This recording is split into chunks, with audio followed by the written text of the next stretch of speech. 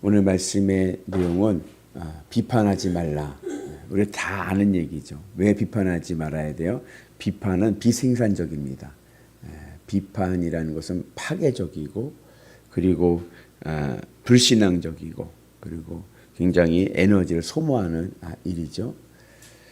그런데 그럼에도 불구하고 비판하게 되는 이유는 왜 비판해요? 보이니까 하는 거예요. 그 사람의 잘못이 보이니까, 그 사람의 모자람이 보이니까는 나도 모르게 비판하게 되고 말하게 된단 말이죠. 그죠? 우리가 다 알아요. 비판하지 말자. 격려해주고 도와주자. 응원해주자 하는데 이 사람이 잘못하는 게 보이는데 어떻게 그걸 가만히 응원해 줄 수가 있어요? 그러니까는 이제 비판을 하게 된단 말이죠. 그런데 조금 우리가 신앙적으로 보면은 반대입니다. 보여서 보이기 때문에 비판하는 게 아니라 실상은 보지 못하기 때문에 비판하는 거예요. 그 사람과 함께하고 있는 하나님을 보지 못하기 때문에 비판하는 겁니다. 예를 들자면 제가 영암에서 목회할 때 우리 교회 이제 과수원하던 그 집에 손주가 있어요. 딸하고 손주가 같이 사는 거예요. 집사님 내에. 얘는요 유별나기도 그렇게 유별난 애가 아니에요. 근데 예배 시간이 되잖아요. 얘가 한 3살, 4살 막 그랬을 거예요. 그러면 예배 시간 설교를 하잖아요. 그러면 엄마하고 할머니하고 이제 할아버지가 와요. 예배를 드려요. 그러면은 얘가 돌아다녀요. 3살짜리니까. 때로는 소리도 질러요. 그리고 막 이렇게 왔다 갔다 막 돌아다니는데도 가만히 있어. 가만히 예배만 드리는 거예요. 그러니 여러분 설교자는 얼마나 당황스럽습니까? 맨 처음에는 이게 막 제 눈이요 개 돌아가는 거예요. 이렇게 가면 강대상에 막 올라와. 그러면은 나중에 교인들이 이야기할 때 누구를 비판하겠어요? 그 아이를 비판하겠어요? 그 엄마를 비판하겠어요? 예? 엄마를 비판하죠. 눈치도 없이 예배 시간이면 와서 얼른 저기를 하든지 해야지. 그걸 가만히 본인 예배 드린다고 가만히 놔두면 예배가 어떻게 되냐. 애가 막 소리도 막 지르는데. 마찬가지예요. 그 사람의 잘못된 모습이 막 보여요. 예? 그런데 그 사람과 함께 하나님이 함께 있음을 보게 되면 그 사람에게 비판할 수 없다는 겁니다. 오늘 말씀이 요지인 거예요. 믿음이라는 것은 3가지 차원에서 우리가 이해할 수 있습니다. 첫째는 제가 늘 이야기하는 크레도, 내 심정을 하나님께 바치는 거예요. 내 마음을 하나님께 바쳐서 내 마음을 채우는 겁니다. 내면적인 믿음입니다. 의에 이르는 믿음이죠. 내가 주님으로 기쁘고 주님으로 만족하고 내 심정을 주님께 바치는 겁니다. 두 번째 믿음의 차원은 뭐냐면 성화입니다. 그래서 내 내면에 있는 믿음이 내 삶에서 열매로 나타나서 세상 사람들이 내 안에 있는 내면의 믿음을 볼 수가 없잖아요. 그러나 내 삶을 통해서 저 사람은 그리스도인, 저 사람은 정말 예수 믿는 사람, 이게 보여야 되는 거예요. 그죠? 그리고 좀 더 나가서 우리의 신앙이 좀 더 성숙해지면 그 다음에 무엇을 발견하게 되냐면 나와 함께하는 그 사람과도 함께 하시는 하나님을 보게 됩니다. 나만 하나님과 연결되어 있는 줄 알았더니 그게 아니라 저희도 하나님과 연결되어 있구나. 그 사람을 통해서도 하나님의 흔적을 발견하는 거예요. 하나님의 함께 하심을 보게 되는 거예요. 그러니까 함부로 비판할 수가 없는 거죠. 왜요? 하나님과 함께하는 것을 내가 보기 때문에. 오늘 그 이야기를 오늘 사도 바울이 말씀하고 있는 겁니다. 로마 교회는 사도 바울이 개척한 교회인데 크게 부흥했어요. 크게 부흥했는데 그 안에 교인들 간의 갈등이 굉장히 심했습니다. 쉽게 말하면 두 파로 나눠졌어요. 교회가. 유대계 기독교인들, 유대인들 중심의 기독교인들인 거예요. 또 이방계 기독교인들인 거예요. 이거는 이방인들을 중심으로 모인 기독교인들입니다. 그러니까는 꼭 맞는 비유는 아니지만 기존에 있는 교인들의 모임이 있고 새로 전도돼서 온 교인들이 새로운 모임들이 되게 커진 거예요. 그러니까 그 안에서의 긴장과 갈등 관계가 생긴 겁니다.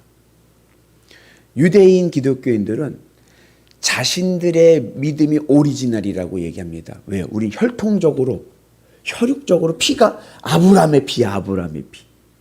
그리고 우리에게는 구약의 율법이 있어요. 우리는 구약의 율법도 지켜. 음식법도 지키고 절기도 지켜. 그리고 예수님도 믿어. 그러니 우리가 오리지널이지.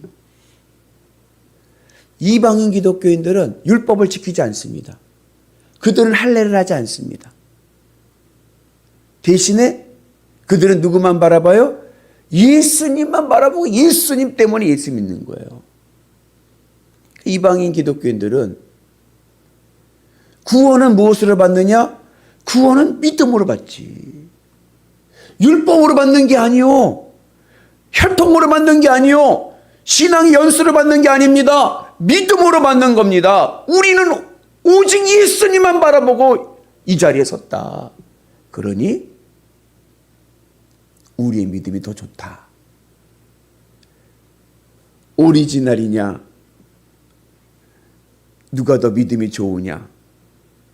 이걸로 교인들 간의 갈등이 심했습니다. 이것을 오늘 사도 바울은 조금 문자적인 의미는 아니에요. 문학적인 의미로 믿음이 약한 자와 믿음이 강한 자로 이야기합니다. 믿음이 강한 자, 믿음이 약한 자. 믿음이 약한 자는 믿음이 강한 자를 용납하고 이해해주고 관용을 베풀고, 믿음이 강한 자는 믿음이 약한 자를 사랑해주고 그리고 이해해줘라, 이렇게 이야기를 하죠. 믿음이 강한 자, 믿음이 약한 자를 이야기하는데 이거는 문자적인 의미보다는 그냥 문학적인 표현인 것 같아요. 왜냐? 여러분, 누가 믿음이 좋은 자고 믿음이 강한 자고 누가 믿음이 약한 자가 있습니까? 유대계 기독교인들과 이방인 기독교인들 중에서 어느 쪽이 더 믿음이 강한 자들인 것 같아요? 오늘 바울이 얘기할 때 믿음이 강한 자는 이방계 기독교인들입니다. 그리고 믿음이 약한 자는 유대계 기독교인들인 거예요. 우리가 생각할 때는 반대인 거예요. 그죠? 우리가 생각할 때는 유대인 기독교인들 오리지널이니까 그들이 믿음이 강한 자니까. 근데 바울은 그렇게 보지 않아요. 그들이 믿음이 더 약한 자예요. 왜요? 그들은 율법에 매여 있어요. 복음의 자유함을 몰라요. 복음은 자유함입니다. 근데 그 복음의 자유함을 모르는 거예요. 자꾸 율법에 매여서 사는 거예요.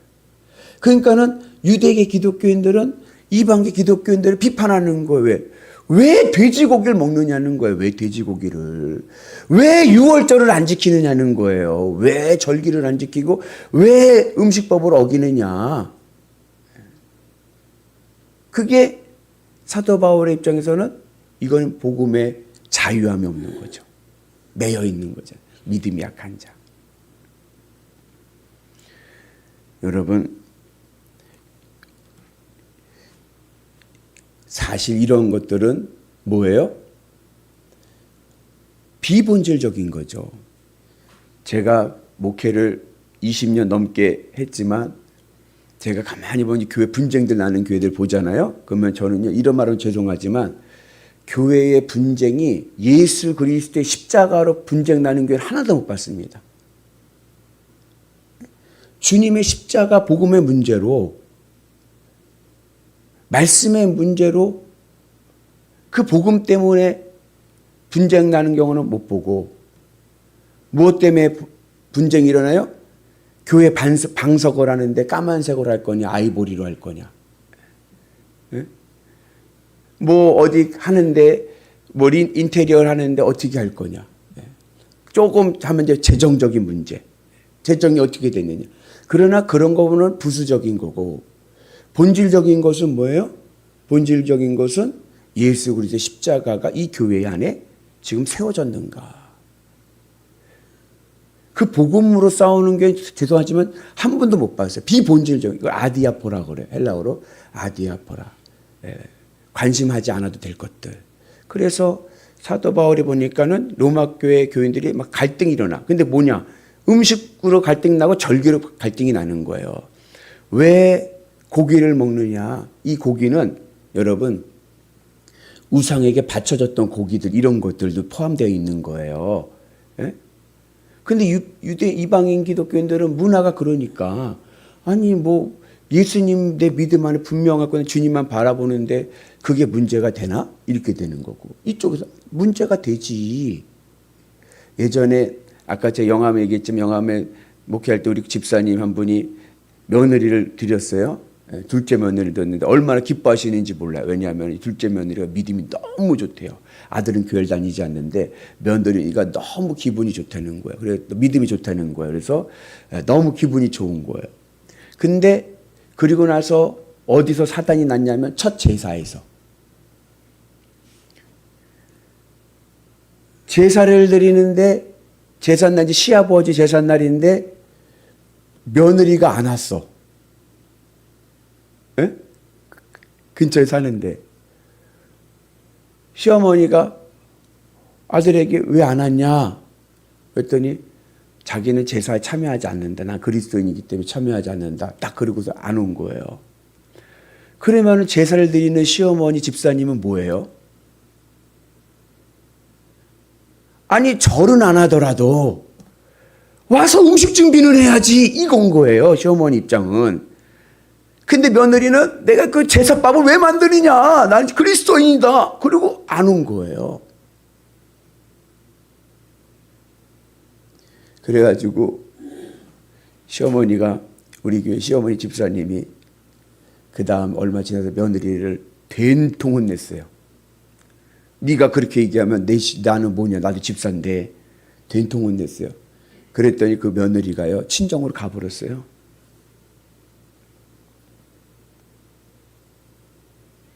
그래가지고 그거 달래느라고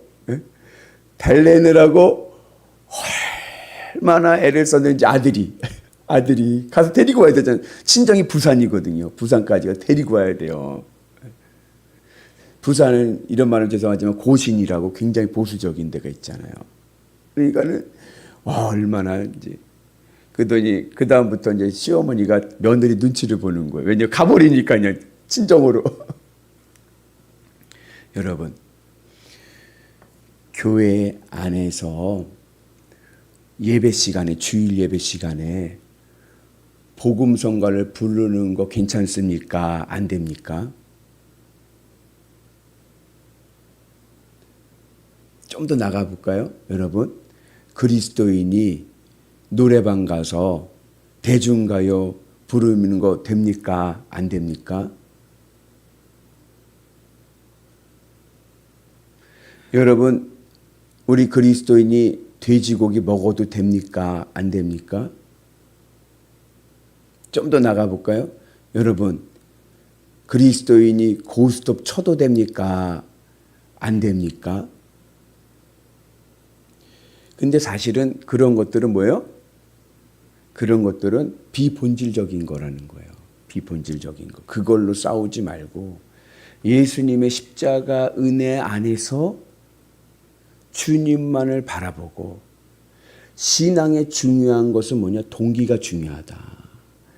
주를 위해 살아가는 신앙의 동기가 중요한 줄로 믿습니다. 그래서 여러분 복음의 본질에 대해서는 주님의 십자가의 본질에 대해서는 단호해야죠. 교회에서 예수님 외에 예수님 외에 다른 것을 구세주로 이야기하는 건 안 되죠. 오직 우리는 예수님 십자가의 은혜로 구원받습니다. 맞죠? 그 외의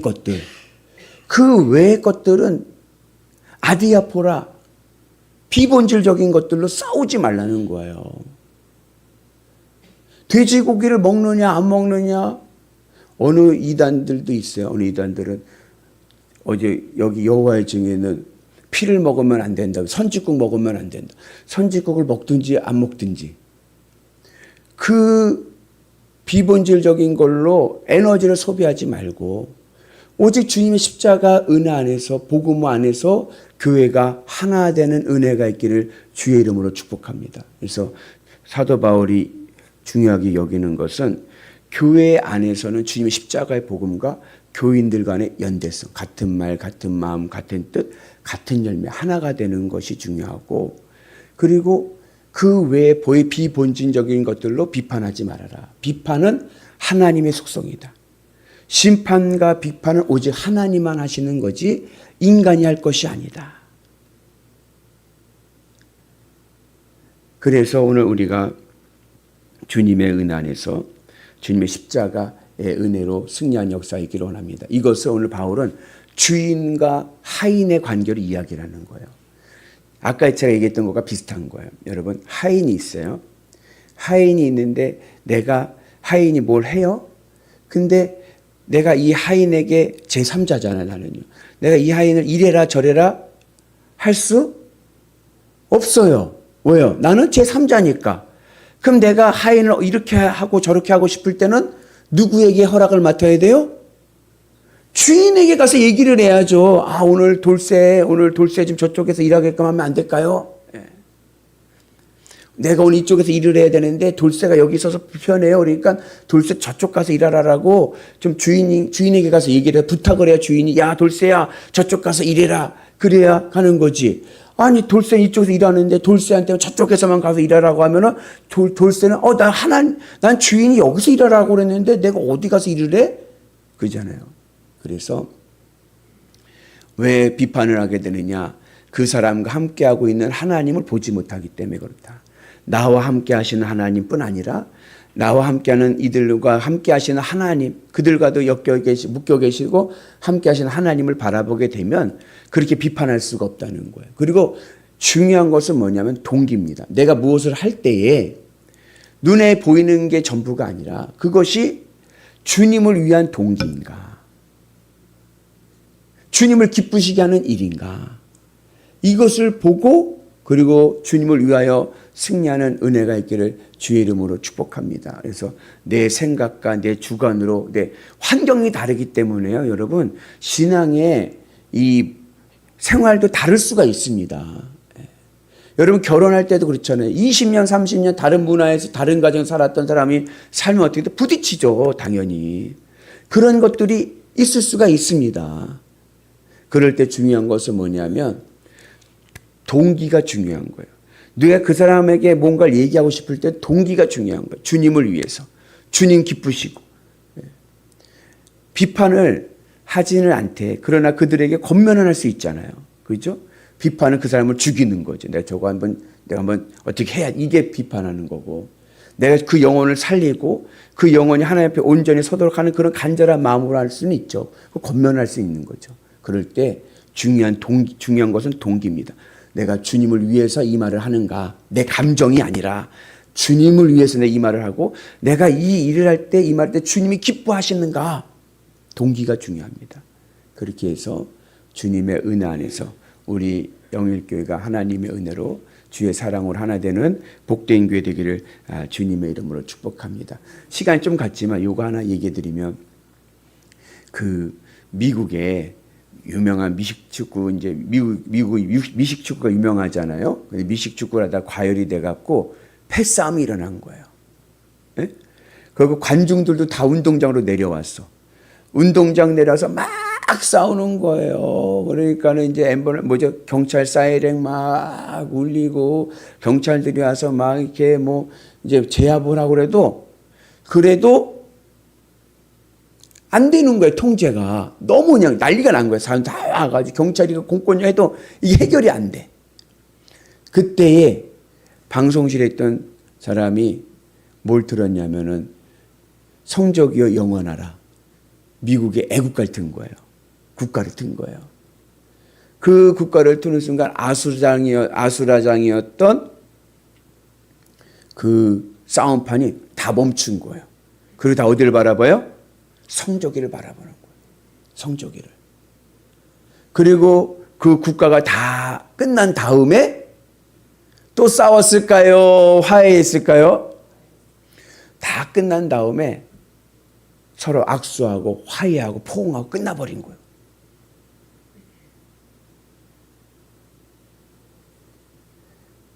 교회 안에서 분쟁이 일어나고 막 싸우더라도 찬송가 부르면 스탑하고 같이 찬송하고 찬송가 마치면 화해하고, 그죠? 근데 찬송가를 틀었든지 말든지 나는 모르겠다 하고 막 하면 안 되고, 그죠? 그래서 여러분, 주님의 은혜 안에서 동기가 중요합니다. 주님을 위해서 내가 그 사람에게 권면하고 싶은데 이 권면이 이게 주님을 위해서 하는 건가? 내 감정인가? 이게 주님께 영광이 되고 주님께 기쁨이 되는가?